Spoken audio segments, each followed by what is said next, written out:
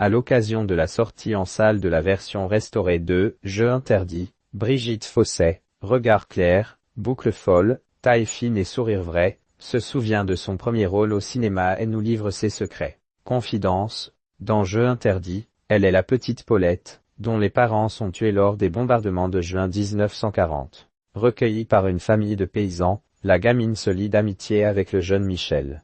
Plus de 60 ans après le film mythique de René Clément, Brigitte Fossey, reconnaissante au public qui l'a toujours respectée et visiblement heureuse de nous parler, se rappelle. De tout point d'exclamation actrice libre, sensible, fantaisiste, spirituelle et douce, Brigitte Fossey, 68 ans, a conservé un enthousiasme, une joie communicative et une faculté d'émerveillement que l'on ne retrouve chez aucune autre comédienne. La rencontrer transcende votre quotidien. Le journal des femmes, vous êtes originaire de Tourcoing, dans le Nord, comment décrivez-vous votre éducation? Brigitte Fossey, pleine de contrastes, complète, spirituelle, pleine d'esprit, d'humour. J'avais une grande liberté. Je pouvais jouer, dessiner sur les murs, coudre des torchons, des serviettes, faire des fresques.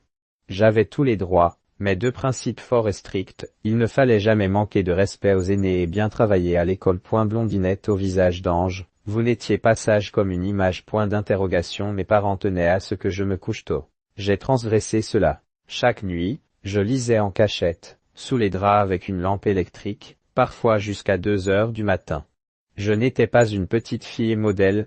Êtes-vous issu d'un milieu artistique? Mon père était professeur d'anglais et d'allemand. C'était un homme extrêmement intelligent et tolérant qui écrivait des poèmes et des revues pour le théâtre de Boulogne-sur-Mer. Ma mère chantait à l'opéra. Ils étaient très cinéphiles. Racontez-nous votre rencontre avec le cinéma? La première fois, c'était une projection de La Belle et la Bête, de Jean Cocteau, organisée par mon père à la maison.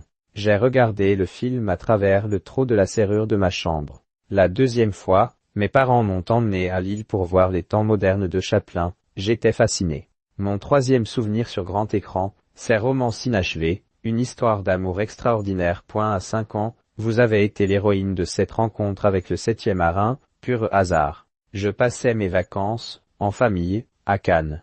Ma tante buvait son café en feuilletant Nice Matin, sous le magnolia. Elle est tombée sur une annonce, le casting d'une petite fille.